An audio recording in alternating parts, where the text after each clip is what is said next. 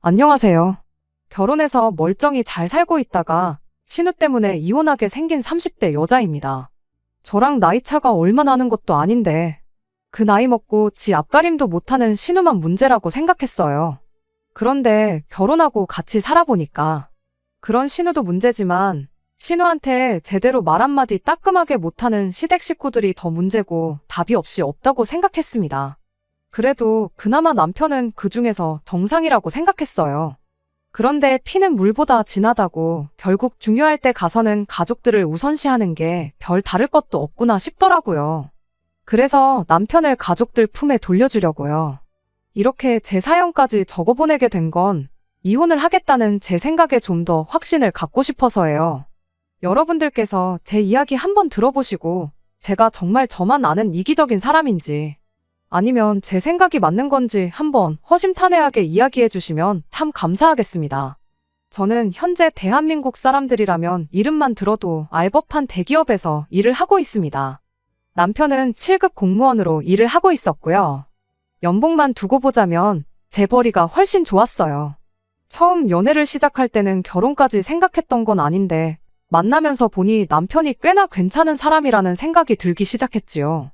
나이도 나이다 보니 결혼 생각을 아예 안 한 것도 아니었습니다. 남편도 넌지시 저와 결혼을 하고 싶다는 분위기를 풍겨온 게 한두 번이 아니었고요. 그때 당시 동료 직원들 중에 공무원 배우자를 선호하는 사람들이 몇 있었습니다. 우리가 정년이라고 은퇴할 나이까지 꽉꽉 채워서 일을 할 수나 있겠느냐 하면서 그런 거 생각해보면 공무원 배우자가 정년도 보장되어 있고 잘릴 일도 없고 혜택도 많고 장점이 많다면서요.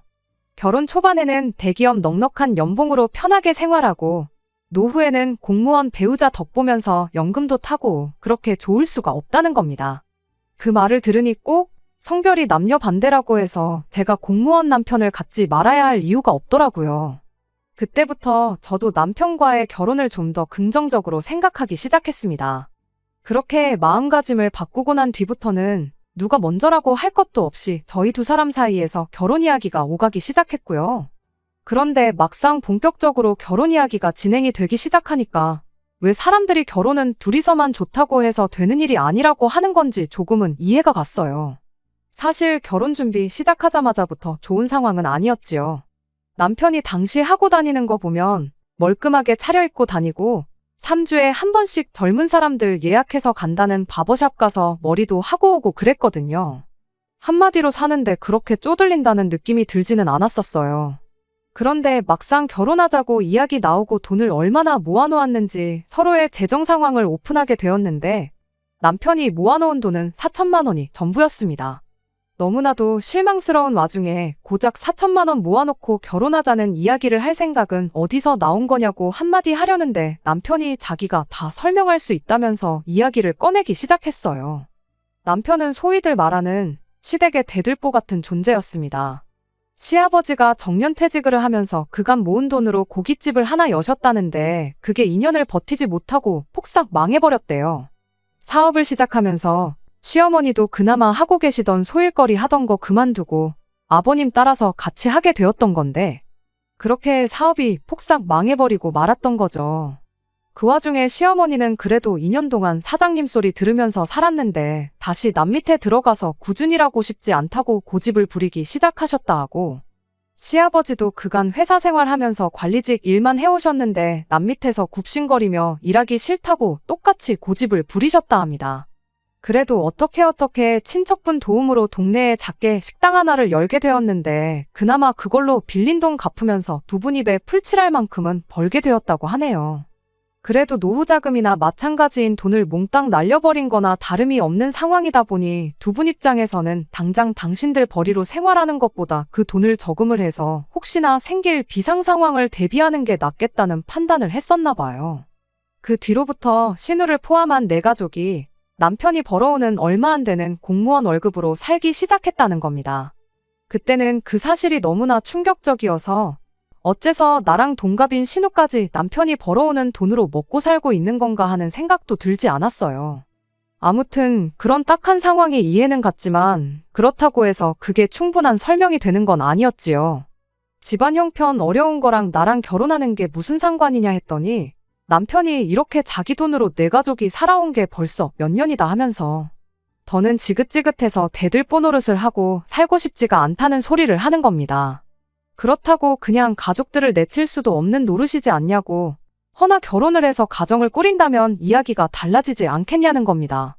그 말을 들으니 적어도 남편이 아무리 가족들이라지만 자기 미래까지 포기해가면서 도와주고 싶지 않다는 생각을 갖고 있는 게 다행이라고 생각했어요.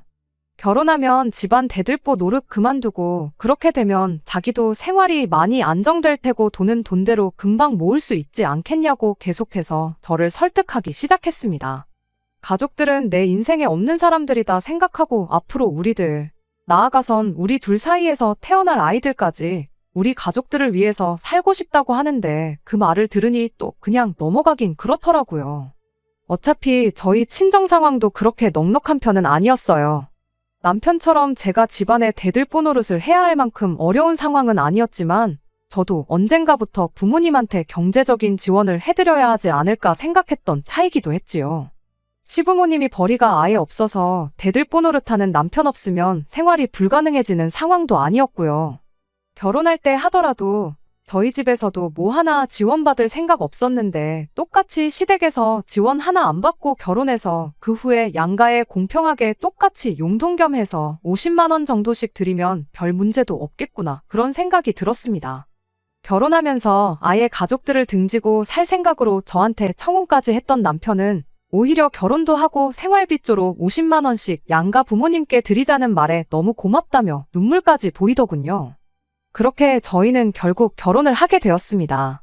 남편이 그간 모아놓은 돈 4천을 가지고 결혼 비용과 혼수를 해결했고 저는 그동안 제가 직장 생활하면서 모아놓은 돈에 제 앞으로 대출을 받아 신혼집을 해결했어요. 다행스럽게 시부모님과의 관계 또한 나쁘지 않았습니다. 집안의 기둥을 뽑아가는데 좋아할 사람이 어디 있겠냐 걱정이 많았는데 시부모님 또한 그간 남편한테만 기대서 살아온 부분에 대해서 자식인 남편한테 어느 정도 미안한 마음을 가지고 있었어요. 나중 가서 자식한테 손 벌리기 싫어서 일단 노후 자금부터 넉넉히 모아놓아야겠다는 생각에 남편 돈으로 생활했던 거라는 말이 참 아이러니하기는 했지만 그래도 그 때문에 남편이 고생했다는 건 알고 계시던 눈치시더라고요. 거기에 더불어 기둥을 뽑아가고 나서도 매달 기둥값으로 50만 원씩 보낸다고 하니 시부모님이 저를 미워할 이유 같은 건 하나도 없었습니다. 오히려 제가 마음이 바뀌어서 드리기로 했던 50만 원도 그만 드리라고 하진 않을까, 제 눈치를 보시는 건가 싶을 만큼 저를 어려워하는 게 느껴졌어요. 그런데 문제는 신우였지요. 말씀드렸다시피 결혼하는 과정에 있어서 신우에 대해서는 단 한 번도 생각해봤던 적이 없었습니다. 남편이 그간 시댁 기둥 노릇을 하고 살았었다는 사실이 너무 충격적이어서 신우가 왜 그 나이 먹도록 지 오빠가 벌어다주는 돈으로 생활을 했어야 했는지 물어볼 겨를도 없었어요. 나이도 저랑 동갑이었다 보니 당연히 자기 앞가림은 알아서 하고 있겠구나, 신우 또한 벌이의 일부를 집에 보태고 있겠구나 그렇게만 생각하고 별로 신경도 안 쓰고 있었습니다. 그런데 신우가 그 나이 먹도록 아무것도 안 하고 집에서 놀고 먹으며 지 오빠가 벌어오는 돈으로 지 용돈까지 챙기고 있었다는 사실을 결혼을 하고 나서야 알게 되었어요.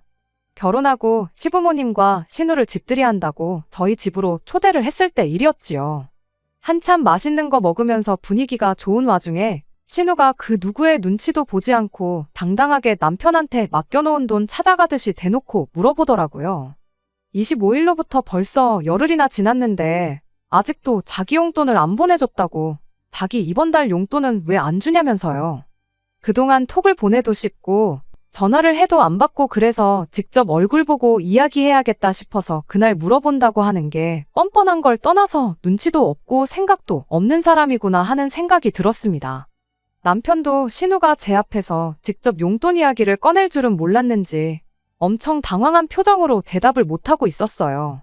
그러다가 결국 이제 더 이상 용돈은 못 주니까 너도 알바를 구하던지 직장을 구하던지 해서 필요한 돈은 직접 벌어서 쓰라고 한마디 하더라고요.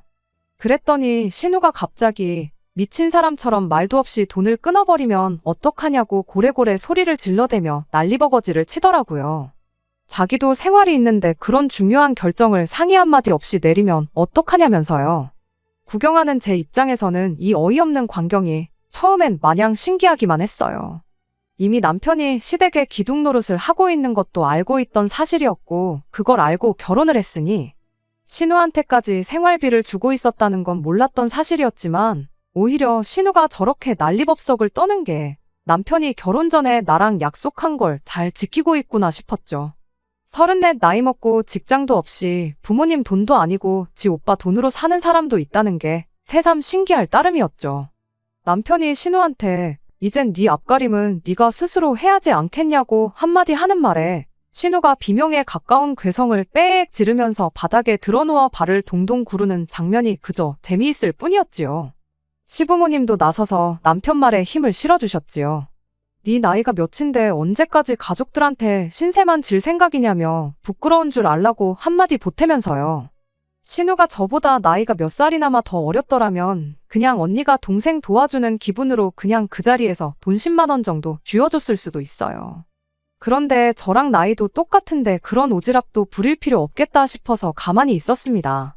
신우도 앞만 졸라봐야 뭐 바뀌는 건 없겠구나 싶었는지 몇 분 정도 혼자 땡깡만 부리다가 그러다 말더라고요. 그러면서 여기 있기 싫다고 먼저 집에 가겠다며 자리에서 일어나는데 나가면서 제가 아주 미워 죽겠다는 표정을 하고 저를 노려보면서 나가더라고요. 그 표정이 마치 너 때문에 내 돈줄이 끊겼다 하는 원망 가득한 표정처럼 느껴졌어요. 아무튼 상황이 어이없긴 했지만 결과적으로는 저희가 원하는 대로 문제가 해결되어 별일 없겠구나 싶었고 하나의 해프닝 정도로 넘어가겠거니 생각했습니다. 그런데 그건 저희 크나큰 오산이었어요. 신우와의 첫 단추가 어긋난 만큼 신우가 저희랑 왕래를 하면서 지내는 일은 없었습니다. 그렇다고 저희 또한 억지로 신우랑 잘 지내보겠다고 노력할 필요가 없었기에 그냥 모르는 척 지냈지요. 그런데 그나마 신경이라도 썼어야 했나 싶을 만큼 큰 사건이 터져버리고 말았어요. 하루는 시부모님이 어떡하냐면서 신우까지 데리고 저희 집에 찾아온 적이 있었습니다. 생활비 끊는다고 통보한 그날 온갖가지 행패를 부리며 난리법석을 떨던 모습과는 다르게 신우는 저희 집에 들어오자마자 혼자 구석에 조용히 찌그러져 앉아서는 고개만 숙인 채 아무 말도 못하고 있었어요. 자초지종을 듣지도 않았는데도 신우 때문에 무슨 큰일이 나도 났구나 싶은 생각이 대번에 들었어요.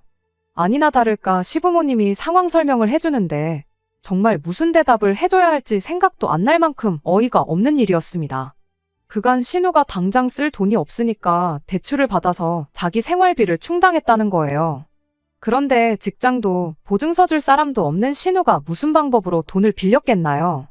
인터넷 보니까 묻지도 따지지도 않고 돈부터 빌려준다는 데가 있어서 거기서 돈을 빌렸다는 겁니다. 그게 그 뉴스로만 접했던 불법 대출이었던 건 신우도 나중 가서 알게 되었다고 하고요. 처음에는 그쪽에서도 신우에 대한 신용이 없으니까 소액만 빌려주겠다고 했답니다. 그렇게 신우가 50만 원을 처음 빌렸고 하루에 10,000원씩 갚아나가는 걸로 이야기가 되었다고 해요. 신우 입장에서는 하루 10,000원이면 못 갚을 것도 없다 생각했고 일단 급한 생활비부터 마련하고 물류센터 같은 데서 일당 주는 일 몇 번 나갔다 오면 되겠구나 하는 생각이었답니다. 실제로 신우는 그 돈으로 한 달을 버티면서 4일 정도 일을 다녀왔다고 해요. 그렇게 한 40만 원쯤 갚았을까 그쪽에서 신우한테 따로 연락을 해왔다고 합니다. 이렇게 매일매일 하루도 안 밀리고 성실하게 돈 갚는 사람은 신우가 처음이라며 신용이 생긴 만큼 추가 대출을 해줄 수 있다고요. 액수는 300만 원 정도고 똑같이 하루에 10,000원씩만 갚으면 된다고 했답니다. 그때쯤 신우 친구들이 해외여행을 다녀온 애 만에 이야기가 나오던 때였는데 그거 같이 다녀오고 싶어서 신우가 앞뒤 생각 안 하고 추가로 돈을 또 빌렸다고 하더라고요. 시부모님은 그래도 신우가 이따금씩 일용직이라도 일을 나가서 돈을 벌어오는 걸 보고 불법 대출에 손을 댔다고는 상상도 못하고 오히려 인생 처음으로 자기 앞가림을 하고 있는 신우가 대견스럽기까지 했다네요. 아무튼 그렇게 신우는 해외여행까지 다녀오게 되었는데 문제는 그 불법 대출을 하는 사람들이 신우한테 하루에 10,000원씩 받자고 돈을 빌려줬던 게 아니었다는 데 있었지요. 그쪽에서 지난달부터 신우한테 독촉 전화를 해대기 시작했다는 겁니다. 신우가 매일같이 갚고 있는데 뭐가 문제냐고 따졌는데 그쪽에서 그건 우리가 돈을 빌려준 대여료지 원금이랑 이자는 포함되지도 않은 돈이라는 말도 안 되는 소리를 했다는 거예요. 하루에 10,000원씩 갚아나가는 어떻게 보면 급전이 필요했던 신우한테 몹시 합리적인 것처럼 보였던 상환 방법이 실은 이자랑 원금하고는 전혀 상관없이 그냥 매일같이 버리는 돈이었다는 거죠. 신우 딴에는 50만 원 처음 빌렸을 때 그렇게 하루에 10,000원씩 갚아서 50일이면 끝나는 거라 생각했는데 그게 아니었던 거예요. 그런데 그 돈을 다 갚기도 전에 300만 원을 추가로 또 빌리기까지 했으니 그렇게 신우도 모르는 사이에 매일같이 말도 안 되는 비율로 이자가 불어나 신우가 갚아야 할 돈이 반년 사이에 2천만 원에 달하게 되었던 겁니다. 그쪽에서는 이제 하루에 10,000원씩 받아가지고는 안 되겠다며 신우한테 빨랑 내 돈 갚으라고 독촉을 하기 시작했다는 거예요. 신우가 어떻게든 자기 선에서 해결해보려고 그 뒤로부터는 일용직도 매일 나가기 시작했지만 하루에 10만 원 조금 넘게 벌어서 그 돈을 갚아도 오히려 갚을 돈이 하루가 다르게 늘어나기만 하는 상황이 돼버렸던 거고요. 결국 혼자 힘으로는 해결이 불가능하겠다고 판단한 신우가 시부모님한테 도와달라고 이야기를 했는데 그때는 이미 신우가 혼자 힘으로 500만 원을 갚았음에도 불구하고 갚아야 할 돈이 2,500만 원으로 더 늘어버린 상황이었어요. 시부모님도 당신들 선에서 어떻게 해결이 안 되겠으니 저희한테 도와달라고 찾아오셨던 거였죠. 남편도 저도 그런 말도 안 되는 대출이 어디 있냐고 딱 봐도 불법인데 안 갚으면 그만이라고. 보아하니 여태 갚은 돈이 빌린 돈보다 훨씬 많은데 적당히 안 갚고 버티다 보면 거기서도 알아서 떨어져 나갈 거라고 걱정 말라고 한마디 했어요. 시부모님이 저희 말을 듣고 그러냐고 하시며 안도의 한숨을 내쉬는데 구석에서 바닥만 쳐다보고 있던 신우가 절대로 그래선 안 될 일이라며 눈물 콧물을 짜기 시작하더니 대신 그 돈 좀 갚아달라고 저희들 바짓가랑이라도 붙잡을 기세로 싹싹 빌기 시작하는 겁니다. 나라법이 그런데 지들이 무슨 수가 있겠냐고 그냥 가만히 있으면 된다고 신우를 달래줬는데 신우가 지금 그게 그렇게 쉽게 넘어갈 상황이 아니라며 또 시부모님한테도 말 못한 이야기를 그제서야 꺼내더군요. 사실 맨 처음 50만 원을 빌릴 때 그쪽에서 신우한테 우리가 당신 뭘 믿고 돈을 빌려주겠냐고 그냥은 못 빌려주겠네 어쩌네 하면서 그쪽에서 지들이 신우를 믿게 만들 무언가를 달라고 요구를 했다네요. 신우는 처음에 보증인 세우는 느낌으로 시부모님 가게랑 저희들 일터를 알려줬다나 봐요. 그런데 그쪽에서 이런 게 필요해서 물어본 게 아니라며 신우한테 사진 몇 장을 요구했다고 해요. 그냥 셀카 몇 장이면 이렇게 말도 안 하죠. 신우의 얼굴이 찍힌 신분증 사진부터 시작해서 차마 여기에는 말하기도 부끄러울 만큼 말도 안 되는 사진들 몇 장을 말입니다. 돈만 갚으면 바로 지워줄 사진들이니 걱정 말라고 하면서요. 신우는 반신반의하다가 그래도 돈이 필요하고 지워준다고 하니까 그 사진을 아무 의심도 없이 찍어보냈다는 거예요. 그러니까 한마디로 신우는 그쪽에 엄청난 약점을 잡힌 거나 마찬가지였던 겁니다. 신우도 신우 나름대로 돈을 안 갚고 어떻게 잘 넘어갈 방법을 모색했나 본데 불법 대출은 안 갚아도 그만이라는 이야기를 꺼내자마자 그쪽에서 남이 돈 빌려 쓰는 게 쉬운 일인 줄 아냐며 돈 똑바로 안 갚으면 가지고 있는 신우의 사진들을 다 풀어버리겠다고 강하게 나왔다는 거예요. 거기에 시부모님 가게를 찾아가서 쑥대밭을 만들어 놓겠다고 하질 않나. 시부모님 가게 앞에 사람들 풀어서 오는 손님들마다 이 집 딸 자식이라고 사진을 뿌리겠다. 아주 난리도 아니었다는 거죠.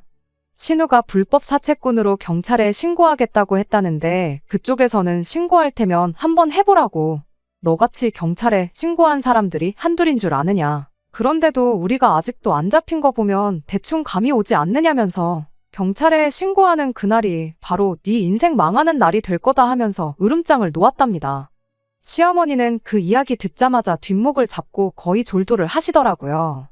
신우가 자기 인생 살려주는 셈 치고 한 번만 어떻게 도와주면 안 되겠냐고 울고 짜고 난리도 아니었는데 남편도 제 얼굴만 쳐다보며 난감한 기색만 보여주고 있고 시아버지도 이러는 순간에도 오늘이 지나면 오늘 하루만큼 이자가 더 붙지 않겠냐면서 그 돈은 당신들이 어떻게 해서든 갚아줄 테니 당장 이번 한 번만 도와주면 안 되겠냐고 부탁을 해오시더군요.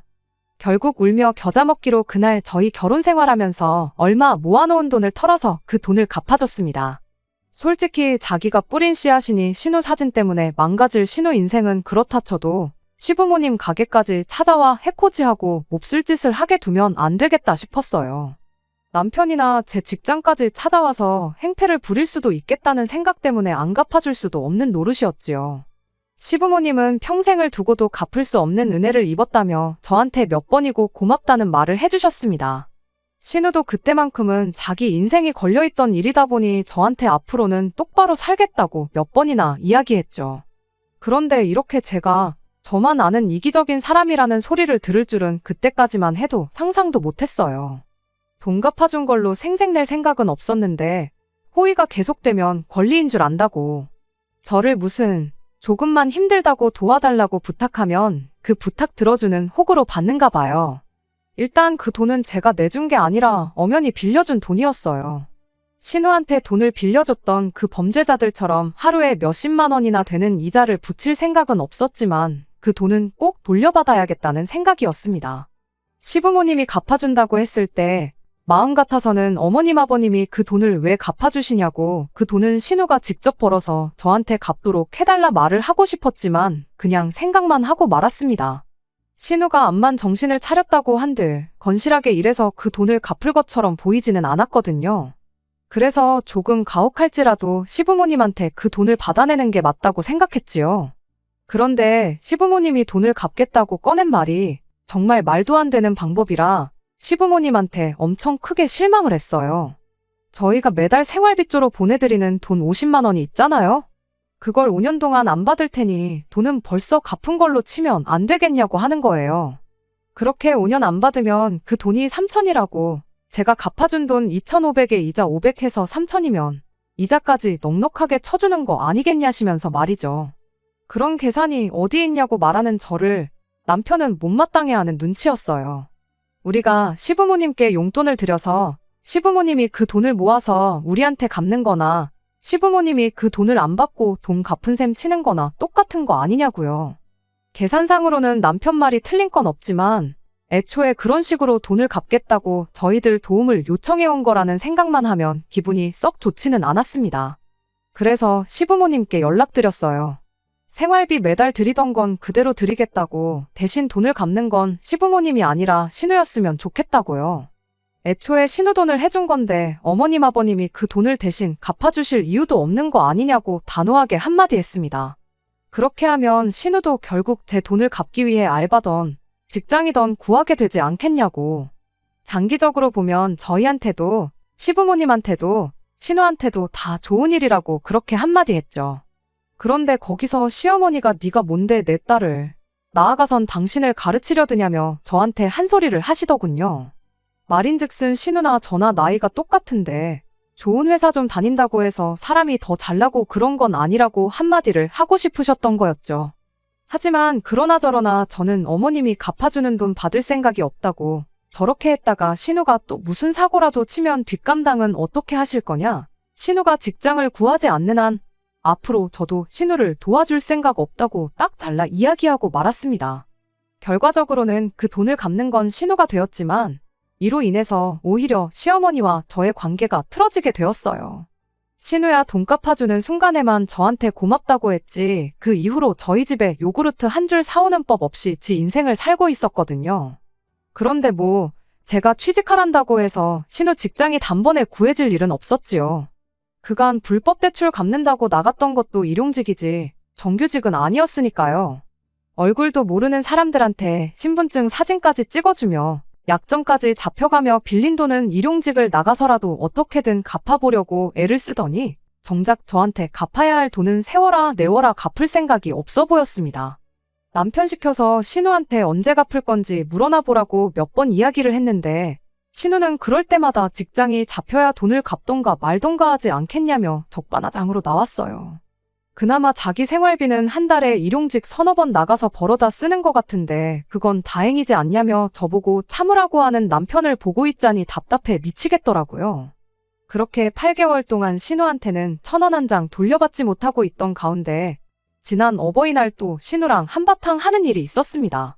그래도 어버이날이라고 신우까지 같이 해서 온 가족이 모여서 식사를 했어요. 식사가 한창인 가운데 신우가 넌지시 저한테 말을 꺼내더라고요. 어떤 회사 이름을 대면서 그 회사 아느냐고요. 저희 회사랑 관계가 있는 협력업체 이름이었는데 그건 왜 묻느냐고 신우한테 되물었죠. 그랬더니 신우가 인터넷에서 좀 찾아보니까 그 회사가 일도 아주 편하고 일하는 거에 비해서 월급도 엄청 많이 준다는데 그 회사에 이력서를 넣을 테니 자기가 합격할 수 있게 힘 좀 써달라는 겁니다. 얼토당토하는 소리에 밥 먹다 말고 입안에 있는 걸 전부 뿜어내버릴 뻔했어요. 입안에 있는 거 겨우 삼켜내고 신우한테 그건 또 무슨 소리냐고 했더니 자기가 얼마 전에 인터넷으로 다 찾아봤다고. 그 회사가 저희 회사가 주는 일감 때문에 굴러가는 거나 마찬가지라고요. 말인즉슨 저희 회사가 원청이나 다름없으니 제가 입김 좀 넣어주면 그 회사에서 자기를 채용하지 않겠냐는 말도 안 되는 소리를 하고 있는 겁니다. 그게 가당키나 한 소리냐고, 설마 진심으로 그게 그렇게 될 줄 알고 나한테 물어보는 거냐 따졌더니 신우가 저한테 대기업 다닌다고 기대했더니 별것도 없네 하면서 저를 무시하는 듯한 발언을 하는 겁니다. 그 와중에 시어머니가 신우 말에 한마디 보태더군요. 그래도 해보지도 않고 당장에 안 된다고 하는 건 조금 성의가 없지 않냐면서요. 그리고 혹시 아냐고 그렇게 해서 신우가 그 회사에 취직만 한다면 네 돈 갚아주는 것도 시간 문제 아니겠냐고 한마디 하는데 저게 진심으로 하는 소리인가 아니면 빈정거리는 건가 구분도 가지 않았어요. 그건 말도 안 되는 소리라고 당장 제가 아니라 우리 회사 사장님이 아니 그룹 회장님이 부탁해도 그 회사에 신우가 취직되는 일은 없을 거라고 한마디 딱 잘라 말했죠. 신우가 관련 업계에서 경력이 있고 능력을 인정받고 있는 에이스일지라도 직접 스카웃 제안을 받으면 받았지.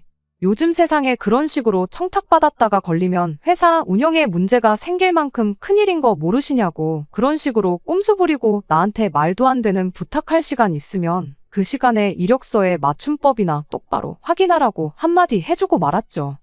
그랬더니 그날 남편이 가족들 앞에서 뭐 말을 그렇게까지 할 수가 있냐고. 결국에 가서는 지 가족들 편을 들기 시작하는 겁니다. 그래서 남편한테 한마디 해줬어요. 나한테 그러지 말고 당신이야말로 공무원 연줄로 신우 취직 자리나 어떻게 알아보라고요. 그랬더니 그래도 자기가 공직에 있는 사람인데 괜히 그랬다가 걸리면 골치 아프다며 한 발 빼는 걸 보니 어이가 다 없었습니다. 나라고 뭐 얼마나 철밥통이라서 일개 직원이 협력업체에 전화해서 인사청탁을 하고 회사 운영에 관여할 수 있겠냐고요. 신우 문제 때문에 시부모님은 물론이고 남편과도 다툼이 생기게 되니 이게 다 무슨 일인가 싶었어요. 그래도 제가 신우한테 따로 빚독촉을 했던 것도 아니고 결과적으로는 신우가 직장을 구하기만 한다면 모든 게 원상복귀되고 지금은 제가 냉정해 보일지라도 나중에 가선 시부모님 또한 저한테 고맙다고 할 날이 찾아오리라 그렇게 믿고 있었습니다. 그런데 얼마 전 일로 결국 저는 이 집구석과는 더는 함께 할 수 없겠다는 생각을 갖게 되었고 그렇게 이혼까지 결심하게 되는 일이 생겼습니다. 얼마 전 시부모님이 또 한 번 신우를 데리고 저희 집에 찾아왔어요. 지난번 일로 시부모님이 신우까지 대동해서 저희 집에 찾아오기만 하면 좋은 일이 없다는 걸 알았기 때문에 그날 다른 것보다 오늘은 또 무슨 일로 사람 속을 뒤집어 놓을까 싶어 심란하기만 했습니다. 아니나 다를까 시부모님이 신우가 드디어 자립할 결심을 한 것 같다며 창업자금 7천만 원이 필요하니 그 돈을 좀 융통해달라고 말을 꺼내더라고요. 저는 말을 끝까지 들을 것도 없이 싫다고 거절을 했어요. 저희가 뭐 도깨비방망이도 아니고 금 나와라 뚝딱 한다고 금이 나오는 게 아니라고. 맡긴 돈 찾아가듯이 대뜸 돈을 해달란다고 해서 저희가 해줘야 할 이유가 없는 것 같다고 그렇게 말했죠. 그랬더니 시어머니가 무슨 사업을 할 건지 들어보지도 않고 대번에 거절을 할 수가 있냐며 서운하다는 겁니다. 창업자금이 7천만 원이라고 하니 뭐 소자본 창업 체인점 같은 거 하겠거니 싶었는데 아니나 다를까 목 좋은 곳 찾아서 무인 아이스크림 가게를 하나 열 생각이라고 하네요. 무인이라고 해서 물론 일을 아예 안 하는 건 아니겠지만 끝까지 지가 직접 일해서 돈 벌 생각은 안 하는 신우도 참 대단하다 싶었죠. 그리고 그걸 해주겠다고 아들내외 찾아와서 돈 좀 해달라는 시부모님도 참 대단하다 싶었고요. 저는 당연히 그 돈을 빌려줄 생각은 없다고 딱 잘라 거절을 했습니다. 그랬더니 또 신우가 한마디 하더군요. 대기업 다니면서 돈 좀 번다고 유세 부리지 말라고요. 7천만 원이 뭐 얼마나 큰 돈이라고 생색을 내느냐며 한 소리 하길래 신우한테 7천만 원이 그렇게 우스우면 나한테 빌려달라고 하지 말고 직접 벌어서 모아가지고 가게 차리면 되는 거 아니냐고 한마디 했죠. 그리고 아직 나한테 2,500만 원 빚이 있는 거 기억 안 나냐고, 그 우습다는 돈의 절반도 안 되는 돈인데 여지껏 1,000원 한 장 나한테 갚은 거 없지 않냐고도 한마디 해줬네요. 신우랑 제 분위기가 심상치 않아지자 시어머니가 제 눈치를 보면서 신우를 뜯어말리더니 그래도 상황이 이런데 또 한 번 돈 좀 빌려줄 수 없느냐고. 이야기 들어보니 그렇게 가게 차리면 달에 100만 원은 들어온다더라고. 실은 그 돈은 고스란히 저한테 주고 신우는 신우대로 또 직장을 구하게 할 생각이랍니다. 신우가 시어머니 말이 끝나기 무섭게 흠칫 놀라는 꼴을 보니 가게 차리고 자기는 따로 가게 관리하면서 일까지 하게 될 줄은 생각도 못했는가 봐요. 그리고 그 꼴을 보아하니 창업을 하겠다는 아이디어 또한 신우 머리에서 나온 게 아니고 시어머니가 백방으로 알아봤구나 싶은 게 안 봐도 비디오였습니다. 무인 점포 차려서 편하게 돈 벌어서 살 생각이었나 본데 실상은 그게 아닌 것 같으니 신우도 가게 차리는 일에 흥미가 떨어졌는지 아니면 알량한 자존심 때문에 그런 건지는 모르지만 저한테 네 생색내는 꼴이 보기 싫어서라도 그 돈 너한테 안 빌린다 한마디 하고는 시부모님 데리고 자리에서 일어나더군요. 현관문 열고 집을 나서는 신우 뒤통수에다 대고 한마디 해줬어요. 그래도 또 불법 사채는 쓰지 말라고요. 지난번에는 상황이 그래서 도와줬지만 두 번은 없다고, 그때 가선 진짜로 인생 종칠지도 모르니까 부디 조심하고 돈 빌리기 전에 생각 한 번 더 해보라고 한마디 해줬죠. 신우가 잠깐 뒤를 돌아보더니 당장에라도 덤벼들 듯한 기세로 저를 쳐다봤지만 그래도 혹시나 제 도움이 필요할 일이 있을 수도 있겠구나 싶었는지 이내 몸을 휙 돌리고 집을 나가버렸어요. 그리고 그 난리통이 끝나고 나서 남편과 이혼을 결심하게 되었습니다. 남편이 저보고 너는 왜 그렇게 너만 아냐고, 어머니 말 못 들었냐고. 신우 앞으로 가게 차려주고 직장은 따로 구하게 만들어서 네 돈부터 빨리 갚겠다고 하지 않으셨냐. 신우가 직장 구해서 한 달에 무인 점포로 버는 돈 말고 일해서 번 돈까지 같이 해서 갚게 된다면 늦어도 3년이면 그 돈 다 갚게 되지 않겠냐고 그러더니 저보고 신우가 싫어서 그냥 회방 놓는 거 아니냐고 저한테 한 소리 하는 거 아니겠어요? 그래서 남편한테 말했죠. 당신은 평생을 신우를 알고 지냈으면서 동생을 그렇게 모르냐고요. 친구들하고 해외여행 가겠다고 불법 사채 끌어다 쓰는 신우가 잘도 직장 구해서 퍽이나 돈 한 푼 안 쓰고 내 돈부터 갚겠다고 한마디 했죠. 그랬더니 아무리 그래도 내 가족인데 어떻게 말을 그렇게 할 수가 있냐며 노발대발 하는 겁니다. 남편한테 당신 나랑 결혼할 때 가족들 기둥 노릇하는 거 지긋지긋하다고, 연 끊고 평생 안 보고 살겠다고까지 하지 않았던 사람 아니냐고. 그런데 이제 와서 내 돈까지 가족들한테 퍼주려고만 하는 게 도무지 이해가 안 된다고 그렇게 말했어요. 그러자 남편이 가족들하고 연 안 끊고 지내게 만든 건 다른 사람이 아니라 너 아니냐며 이게 다 제가 자초한 일이지 않냐고 제 탓을 하기 시작하는 겁니다. 그렇게 남편하고 대판 싸우고 저 혼자서 이 결혼 생활을 유지해야 하는 건가 말아야 하는 건가 고민하다가 결국 이렇게 사연까지 보내게 되었던 거예요. 이런 상황에 이혼을 생각하고 있는 제가 정말 이기적인 건가요? 저는 이렇게 혼자 마음고생하느니 차라리 이혼하고 맘 편하게 혼자 사는 게 훨씬 낫겠다는 생각뿐이에요. 남편 말처럼 이 상황을 제가 만든 거나 마찬가지니 제가 책임져야 하는 건지 정말 고민이 됩니다. 어떤 의견이든 달게 받을 테니 제가 어떻게 하면 좋을지 허심탄회하게 이야기해 주시면 참 감사하겠습니다. 안녕하세요. 결론부터 말하자면 남편과는 결국 이혼을 했습니다. 남의 집 기둥은 뽑아오는 게 아니라는데 기둥값이라고 50만 원씩 주면 끝날 일이라고 생각했던 제 잘못이지요. 아무튼 남편한테는 생각이 정리되자마자 이혼하자고 이야기 꺼냈어요. 더 이상 내 돈으로 신우한테 뭐 해줄 생각도 없는데 당신은 그런 내가 너무하다고만 하니 가족들한테 뽑아온 기둥부터 돌려줘야겠다고 했죠. 그랬더니 대번에 힘들어하는 가족을 도와주기 싫어서 이혼하자고 하는 냉혈하는 세상에 너밖에 없을 거라면서 악다구니를 쓰더라고요. 이게 내 동생, 내 가족이 아니라 너네 가족한테 일어난 일이면 똑같이 그럴 거냐고 역지사지로 생각 한번 해보라고 저를 가르치려 드는 거 아니겠어요? 그래서 남편한테 이렇게 말했어요. 내 가족이면 당신이 반대해도 당연히 도와줬을 거라고요. 그러니까 신우를 도와줄 거면 당신이 당신 돈으로 도와주면 되는 거 아니냐고, 그렇게 할 수 있게 해주려고 이혼하자고 하는 거니 원망하지 말고 나한테 고마워하라고 했어요. 그리고 내 가족 중에는 푼돈 얼마 필요하다고 불법 대출까지 받는 그런 머저리는 없고, 그 나이 처먹고 일도 안 하고 가족들이 뼈 빠지게 벌어놓은 돈으로 편하게 살려는 거머리도 없다고 기분 나쁘게 네 동생하고 내 가족들을 동일선상에 놓지 말라고 한마디 해줬습니다. 그랬더니 또 그 말에는 아무 말도 못하더라고요. 얼이 빠져서 무슨 말을 해야 할지 우물거리기만 하는 남편한테 또 한마디 해줬어요. 신우가 나한테 갚을 돈은 아무리 생각해도 돌려받을 길이 없을 것 같다고, 그러니까 그건 당신 돈으로 갚아달라고 했어요. 그랬더니 남편이 왜 그 돈을 나한테 달라고 하냐고 길길이 날뛰더군요. 바로 1분 전까지 내가 자기라면 가족들을 당연히 도와줬을 거라고 하지 않았냐고, 신우가 나한테 갚을 돈 또한 엄연히 빚인데 왜 그건 갚기 싫다고 그러는 거냐고 이해가 안 간다고 했죠. 그리고 크게 걱정하지 말라고, 신우 돈 갚아준 것 중에 당신 월급으로 저축한 돈도 있으니 내가 특별히 500만 원은 깎아주겠다고 했습니다. 그리고 그 이후로 오늘까지 당신 돈으로 저축한 돈이 또 넉넉 잡아 500만 원은 될 테고, 여지껏 집에 남아있는 대출 갚을 때 들어간 돈 또한 500만 원은 될 것 같으니 총 1,500만 원 깎아서 1,000만 원만 갚으라고 했어요. 그러면 당신 돈은 다 돌려준 거나 마찬가지니 재산 분할이고 뭐고 할 것도 없이 이혼 서류에 도장만 찍어주고 당신은 결혼할 때 싸들고 온 짐 그대로 싸들고 돌아가면 되는 거니 복잡할 것도 없고 편하지 않냐고요. 그랬더니 남편이 태도를 달리하더니 그래도 이혼까지 하는 건 좀 그렇지 않냐면서 일단 신우한테 돈을 해주기로 한 건 없던 일로 하고, 어떻게든 신우가 돈을 빨리 갚을 수 있도록 부모님하고 이야기를 해보겠다고 말을 꺼내더라고요. 그래서 그럴 거 없다고 했어요. 그냥 깔끔하게 이혼하자고요.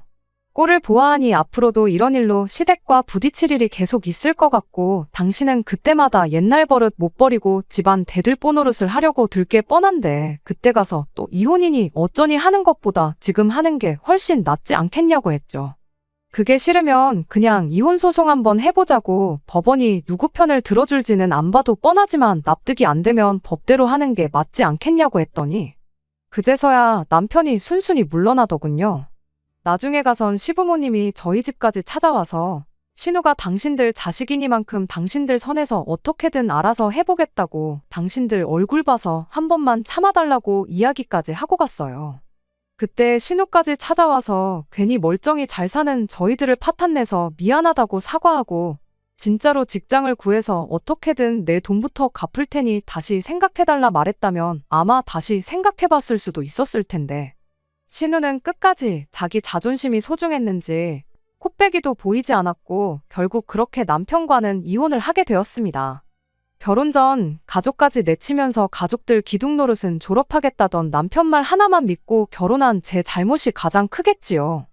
그것도 모자라 가족들을 등지면서까지 결혼할 게 뭐가 있냐며 어떻게든 가족들과 잘 지내보려고 중간에서 고군분투했던 게 저였으니 남편 말 맞다나 이 이혼에 있어서 제 책임이 아예 없다고 할 수는 없겠습니다.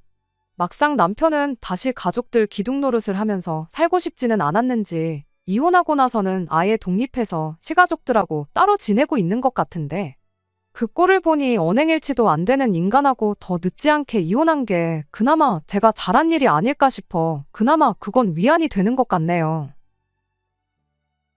끝까지 들어주셔서 감사합니다. 오늘의 사연은 여기까지입니다. 구독과 좋아요, 알람 설정 부탁드리고 더 좋은 사연으로 다시 찾아뵙겠습니다. 감사합니다.